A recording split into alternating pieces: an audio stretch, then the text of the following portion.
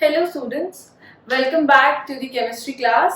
आज हम पढ़ेंगे इवेपोरेशन के बारे में। चैप्टर चल रहा है हमारा matter in our surroundings. Matter in our surroundings में हम डिस्कस कर चुके हैं what is matter, what are the states of matter and how is the interconversion of states of matter carried out, like what is boiling point, melting point, what are the factors affecting boiling point, melting point and etc. तो आज की class में हम पढ़ने वाले हैं evaporation. Evaporation हमारे पास बहुत कॉमन टर्म है, we generally use it for water science में, तो हम बहुत ज्यादा यूज कर लेते हैं कि वाटर इज गेटिंग इवेपोरेटेड, ये फलाना चीज इवेपोरेट हो रही है, दूध इवेपोरेट हो रहा है, दूध का पानी इवेपोरेट हो रहा है। We use some sort of language on our daily basis. तो आज हम डिस्कस करेंगे कि इवेपोरेशन क्या होता है and how is it different from boiling या फिर वेपराइजेशन से हमारे पास ये कैसे डिफरेंट होता है। What are the factors affecting evaporation and what are the causes of evaporation, like evaporation cooling effect cause करता है and why so we are going to discuss in today's class. So let's just start with evaporation। हमारे पास क्या होता है? Evaporation is basically, evaporation होता है आपके पास conversion of liquid to gas। ठीक है, तो वेपराइजेशन क्या होता है? लाइक वेपराइजेशन से ये कैसे डिफरेंट है? वेपराइजेशन या फिर हम कहते हैं बॉइलिंग जो होती है हमारे पास, that is also conversion of liquid to gas. Vaporisation में हमारे पास लिक्विड टू गैस में कन्वर्जन होता है और इवेपोरेशन में हमारे पास लिक्विड टू गैस में कन्वर्जन होता है। तो ये एक दूसरे से डिफरेंट किस सेंस में होते हैं? Conversion of liquid to gas in evaporation is below the boiling point. और बॉइलिंग पॉइंट क्या होता है? It is the conversion of liquid to gas at atmospheric pressure. Vaporisation हमारे पास conversion of liquid to gas at boiling point होता है। यानी कि अगर मैं कह रही हूं वाटर मेरे पास 100 डिग्री सेल्सियस पे स्टीम में कन्वर्ट हो रहा है, यानी कि वाटर इज गेटिंग वेपराइज्ड। वाटर का बॉइलिंग पॉइंट आ चुका है और वाटर हमारे पास वेपराइज कर रहा है। But if I say कि water is getting converted to gaseous state at 60 degree Celsius or 70 degree Celsius or 80 degree Celsius, any other temperature below 100 degree Celsius, then I would be meaning कि water मेरे पास evaporate हो रहा है। So that is the basic difference between evaporation and vaporization, कि evaporation हो जाता है boiling point से पहले और वेपराइजेशन होता है हमारा एक पर्टिकुलर टेम्परेचर पे which is called boiling point. तो अगर हमारे पास evaporation conversion of liquid to gas हो रहा है बॉइलिंग पॉइंट से पहले, तो ये क्यों हो पाता है? हमने फिर ऐसा क्यों बॉइलिंग पॉइंट का टर्म यूज किया है, या हम उतना टेम्परेचर क्यों हाई करें चीज को बॉइल करने के लिए अगर वो पहले ही हमारे पास वेपर फॉर्म में कन्वर्ट हो रही है? Like what is the difference in the procedures?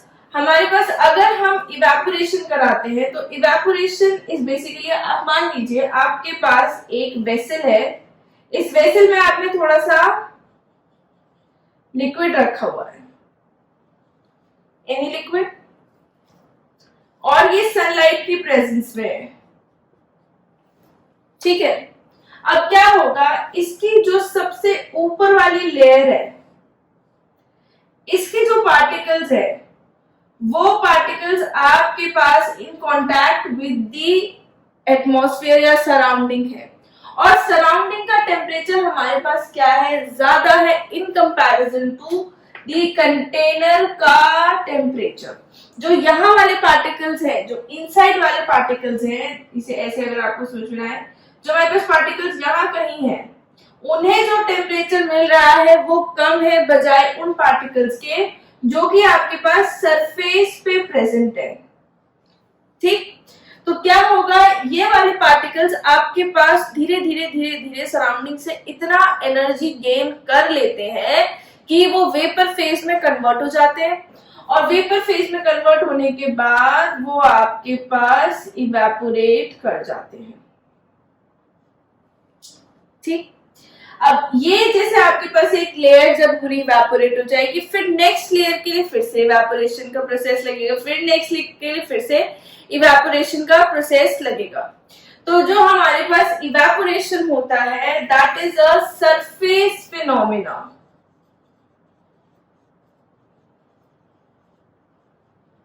क्योंकि इवेपोरेशन किस वजह से हो रहा है, जो सराउंडिंग से आपके पास पार्टिकल्स जो सरफेस पे प्रेजेंट है वो हीट गेन कर रहे हैं, सफिशिएंट हीट गेन कर रहे हैं ताकि उनकी काइनेटिक एनर्जी इतनी इंक्रीज हो जाए, वो आपके पास लिक्विड स्टेट से गैसियस स्टेट में कन्वर्ट हो जाए। So this is basically for evaporation.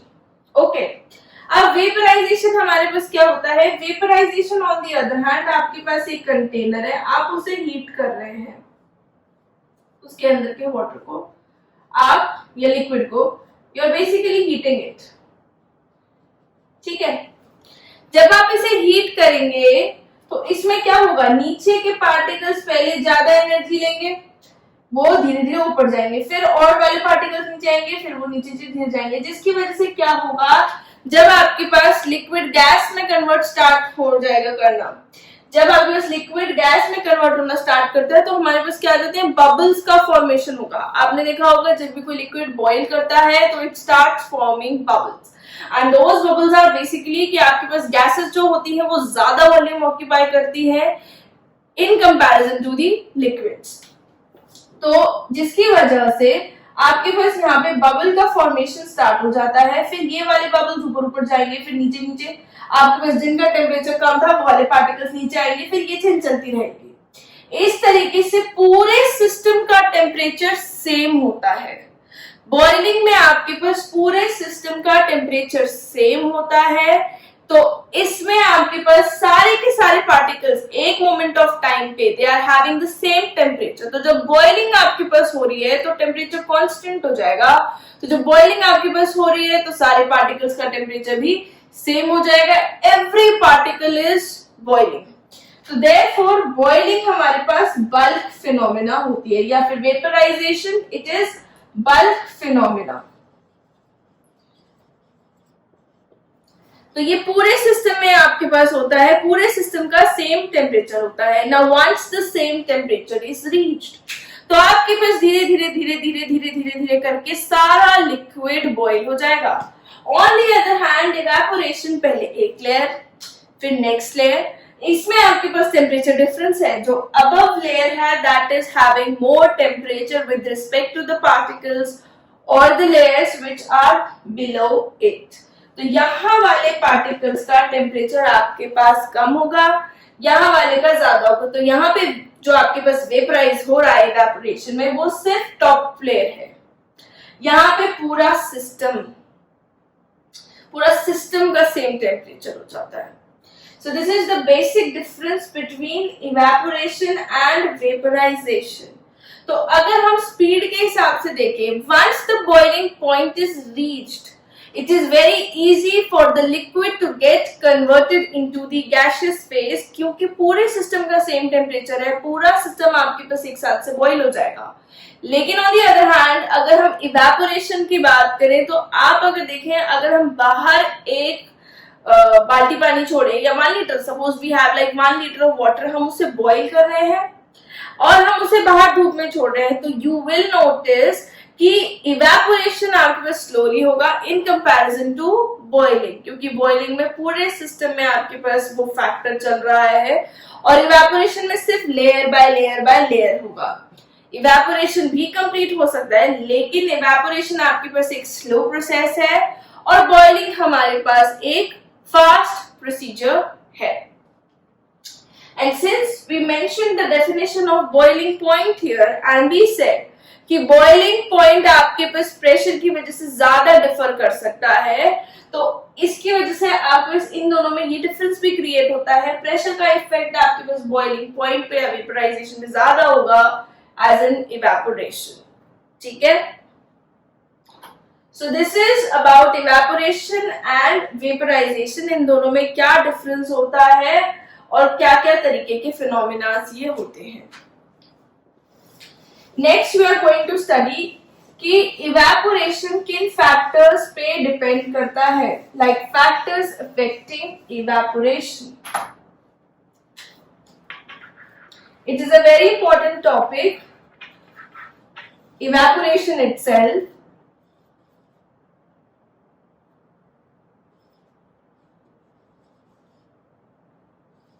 तो प्लीज आप इसे थोड़ा ढंग से पढ़ें और इसके क्वेश्चंस को थोड़ा ढंग से करें.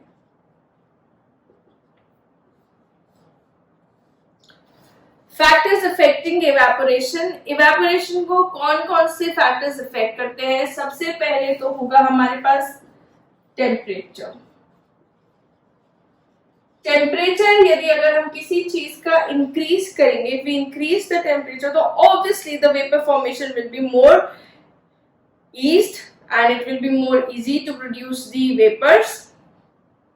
तो जितना ज्यादा आपके पास टेम्परेचर होगा उतना ज्यादा हमारे पास इवेपोरेशन इंक्रीज हो जाएगा. So therefore temperature, if temperature increases, evaporation increases. ठीक है, या फिर हम कह सकते हैं कि evaporation is directly proportional to temperature. अगर आप टेम्परेचर बढ़ाएंगे सिस्टम की सराउंडिंग का, तो आपके पास evaporation भी बढ़ जाएगा. दूसरा होता है हमारे पास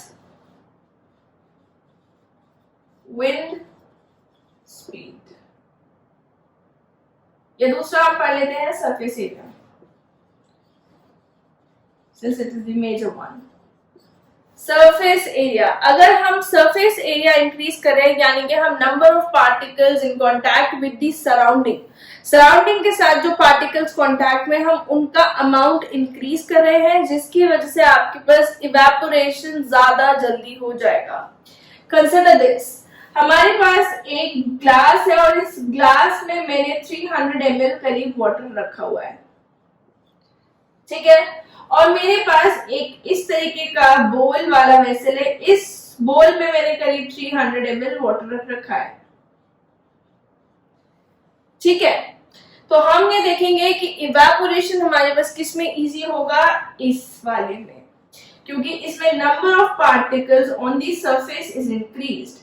तो जब सरफेस के पार्टिकल्स इंक्रीज हो चुके हैं, तो जो हमारे पास सराउंडिंग से कांटेक्ट में पार्टिकल्स हैं वो इंक्रीज हो चुके हैं, जिसकी वजह से उनका टेम्परेचर इजीली इंक्रीज कर जा रहा है और वो वेपर फेज में कन्वर्ट कर जाएंगे in comparison to this one. आप जनरली भी अगर कभी देखते हैं हमारे पास कि हमें गरम चीज को जल्दी ठंडा करना होता है, तो हम क्या करते हैं, जिसमें से आपके पास जो वेपर का फॉर्मेशन है, ताकि जल्दी हो जाए और चीज थोड़ी सी ठंडी हो जाए, वो हम किस में करते हैं कि आपके पास जितना बड़ा फैला हुआ बर्तन होता है हम उसमें रखने की कोशिश करते हैं, in comparison to like putting in some compact vessel.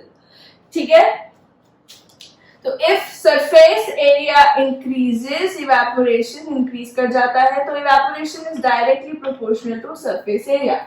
Directly proportional का मतलब यदि सरफेस एरिया इंक्रीज करेगा तो इवेपोरेशन भी इंक्रीज करेगा. तीसरा होता है हमारे पास विंड स्पीड. विंड स्पीड होती है जैसे हवा जो चल रही है. ठीक है, हवा चलने की वजह से क्या होता है कि जो आपके पास काइनेटिक एनर्जी है वो थोड़ी और ज्यादा इंक्रीज हो जाती है. पार्टिकल्स थोड़े रैंडम मोशन के और ज्यादा हो जाते हैं, वो ट्रैवल करने लग जाते हैं एयर के साथ, जिसकी वजह से आपके पास इवेपोरेशन फास्ट होने लग जाता है. तो अगर विंड स्पीड बढ़ेगी आपके पास इवेपोरेशन बढ़ेगा. यू माइट हैव नोटिस्ड कि अगर जैसे हम कपड़े वगैरह सुखाते हैं तो कपड़े सुखाने पे धूप का तो अपने आप इफेक्ट होता ही होता है, लेकिन अगर हवा चल रही है तो विंड की वजह से भी आपके पास कपड़े जल्दी सूख जाते हैं. दैट इज ओनली बिकॉज कि इवेपोरेशन का रेट हमारे पास इंक्रीज हो जाता है विद विंड स्पीड. तो अगर हमारे पास एक नॉर्मल कंटेनर है जिसे हमने नॉर्मल कंडीशंस में ऐसे ही किसी रूम में रखा है, और एक हमने रखा है उस रूम के अंदर हमने इसी में फैन चला के रखा है. ठीक है, आपने एक फैन चला के रखा है, तो जो फैन चला के रखा है वो वाला आपके पास जो बर्तन है वो जल्दी सुखा देगा. जल्दी इवेपोरेशन हो जाएगा उसके अंदर। तो जैसे आपके पास थोड़े रेनी डेज होते हैं, उसमें हम क्या करते हैं, पंखे के नीचे थोड़े से जो गीले कपड़े होते हैं, पूरे गीले नहीं क्योंकि वो इतनी जल्दी इवेपोरेट नहीं हो सकता, थोड़े से अगर आपके पास नमी वाले कपड़े होते हैं उन्हें हम पंखे के अंदर रख देते हैं तो वो हमारे पास जल्दी से सूख जाते हैं। So this is the effect of wind speed on evaporation. Now the fourth factor is humidity.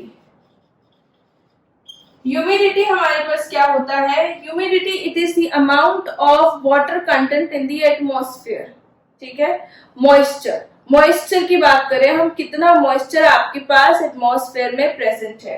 तो humidity it is the amount of moisture in atmosphere, ठीक है, या फिर वाटर कंटेंट होगी। तो अगर हमारे पास ह्यूमिडिटी ज्यादा होती है इसका मतलब वाटर कंटेंट एटमॉस्फेयर में ज्यादा है, मॉइस्चर बहुत ज्यादा उस जगह पे। तो अगर मॉइस्चर ऑलरेडी बहुत ज्यादा है यानी कि वेपराइज करने से ज्यादा इफेक्ट होगा कि वो चीजें कंडेंस हो जाएंगी आपके पास। तो अगर आपके पास ह्यूमिडिटी प्रेजेंट है तो इवेपोरेशन का रेट आपके पास स्लो हो जाता है। तो evaporation is inversely proportional to humidity. अगर ह्यूमिडिटी किसी जगह की बढ़ेगी तो इवेपोरेशन वहां पे कम हो जाएगा। जैसे आपके पास कोस्टल एरियाज होते हैं, कोस्टल एरियाज में हमारे पास क्या होता है, ऑलरेडी हमारे पास बहुत ज्यादा ह्यूमिडिटी होती है, मॉइस्चर होता है। वो क्यों होता है? क्योंकि जैसे आपके पास सी से कंटिन्यूअसली इवेपोरेशन हो जाता है, वो इवेपोरेशन होने की वजह से मॉइस्चर कंटेंट आपके पास एटमॉस्फेयर का बहुत ज्यादा बढ़ जाता है। और एटमॉस्फेयर का वाटर कंटेंट बढ़ने का मतलब ये है, मॉइस्चर बढ़ने का मतलब ये है, ह्यूमिडिटी हो रही है। आपके पास जो एटमॉस्फेयर है वो एक certain level of moisture he hold कर सकता है किसी भी जगह का। तो अगर आप उसे हम ड्यू पॉइंट कहते हैं, it is the maximum amount of moisture that can be held by N atmosphere. तो अगर हमारे पास हम ये बात करें तो जब आपके पास वो मॉइस्चर का कंटेंट बहुत ज्यादा हो जाता है कि एटमॉस्फेयर उसे होल्ड नहीं कर सकता तो ड्यू पॉइंट आ जाता है और उस पॉइंट पे हमारे पास बारिश हो जाती है। तो अगर हमने जनरली ये देखा होगा कि जो कोस्टल एरियाज है, कोस्टल एरियाज पे इवेपोरेशन इतना इजी नहीं हो पाता क्योंकि ऑलरेडी ह्यूमिडिटी बहुत ज्यादा होती है। जब आपके पास वो ह्यूमिडिटी इंक्रीज कर जाती है और ज्यादा तो बारिश बहुत जल्दी हो जाती है। तो कोस्टल एरियाज पे रेनी सीजन या रेन बहुत इजीली हो जाती है, कभी भी हो जाती है, आइलैंड्स वगैरह पे पता नहीं चलता है कभी। तो that is only because the amount of moisture is greater there, ठीक है। So these are the four major factors affecting evaporation. Please try to write down everything that I say. I might not write it on the board. मैं जो भी examples का use करती हूँ आप कोशिश करें कि आप उनको अपनी लैंग्वेज में थोड़ा सा लिख लें ताकि आपको प्रैक्टिकल क्वेश्चंस टाइप, जैसे जो प्रैक्टिकल टाइप के क्वेश्चंस हैं, आपसे सवाल में अगर इन चीज को मोल्ड करके पूछ लिया जाए तो आप बेटर आंसर उसका कर पाए और क्या चीजें आपको आंसर में लिखनी है उसका आपको आइडिया लग पाए। तो जैसे कि मैं ये फैक्टर्स लिखती हूँ लेकिन मैं जो एग्जाम्पल्स का भी यूज करती हूँ, you can also write them in your notebook. Next we are going to study evaporation causes cooling.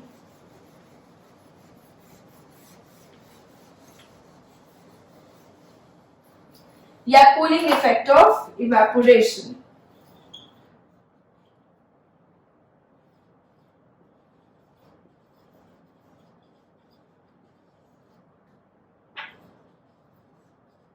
कि इवेपोरेशन का मतलब तो होता है हीट गेन कर रहा है। तो इवेपोरेशन हमारे पास कूलिंग किस प्रकार से कर सकता है, इवेपोरेशन होने की वजह से कूलिंग कैसे हो सकती है। इवेपोरेशन होने की वजह से कूलिंग इसलिए हो जाती है क्योंकि इवेपोरेशन में लिक्विड जिस भी सरफेस की हीट को गेन करके इवेपोरेट कर रहा है वो सरफेस का टेम्परेचर डिक्रीज कर देता है। जैसे मैंने आपसे कहा कि अगर मैं किसी बर्तन के अंदर चीज ठंडी करनी है तो भी हम चाहते हैं इवेपोरेशन हो जाए उसके अंदर, क्योंकि एक इक्विलिब्रियम सॉर्ट ऑफ सेट हो जाएगा और वो आपके जो भी चीज इवेपोरेट हो रही है वो सारा हीट लेकर के इवेपोरेट हो रही है, तो जो चीज बच जा रही है उसका टेम्परेचर हमारे पास कम हो जाता है। सो अंडरस्टैंडिंग इट लाइक जैसे आपके पास आपके पाम पे आप थोड़ा सा भी यदि अगर वाटर गिरा ले थोड़ी देर बाद जब वो वाटर आपके पास इवेपोरेट हो जाएगा, you will feel coldness in your palm. ये इस वजह से होगा क्योंकि जब आपके पास वो वाटर इवेपोरेट हो रहा है तो it is basically gaining heat from your palm. आपके पाम से वो थोड़ा सा हीट ग्रैब कर रहा है, थोड़ा सराउंडिंग से ले रहा है एंड इट इज इवेपोरेटिंग। तो अगर क्योंकि हीट आपके हैंड से कम हो गई है, आपकी पाम से कम हो गई है, इस वजह से आपके पास ये कोल्ड इफेक्ट आता है। समर्स में जैसे हमारे पास इवेपोरेशन प्रिस्पायर करने में बहुत ज्यादा हेल्प करता है, जैसे हमें बहुत ज्यादा स्वेट आता है, वो स्वेट आने की वजह से जब वो वाटर आपके पास इवेपोरेट कर जाता है, थोड़ी सी भी हवा लगती है तो you feel very cold. That is only because the water on the cloth is evaporated and on your skin is evaporated, जिसकी वजह से आपको वो कोल्ड ब्रीज फील हो पाती है। अगर आपने कभी गांव वगैरह में देखा हो या फिर you must have heard about it, या फिर जनरली भी लोग ऐसे करते हैं कि रोड्स वगैरह पे लोग पानी गिर देते हैं, लोग अपने गांव में घरों में थोड़ा सा पानी का छिड़काव कर देते हैं आगे on the floor. That is only because कि जब वो पानी वहां से इवेपोरेट होगा तो it will grab the heat of the surface and the surface will become cool. Therefore, evaporation causes cooling effect. That is only because evaporation में the particles are grabbing heat from the surface, leaving the surface temperature a little low, और आपके पास वो surface को थोड़ा सा cool लग सकता है। So this is the example of evaporation causing cooling effect. So here the evaporation topic is complete. Next class में we will be studying about the only remaining topic, I think, that is latent heat, and we will also talk about plasma and Bose-Einstein condensate a little. ठीक है, तो I hope the next class will be one of the last classes of chapter 1 related. So please make sure जो मैंने cooling effect में आपको examples बोले हैं, you are writing them down. आप ये please अपनी copies में लिखें so that you will be having less problems in doing the questions.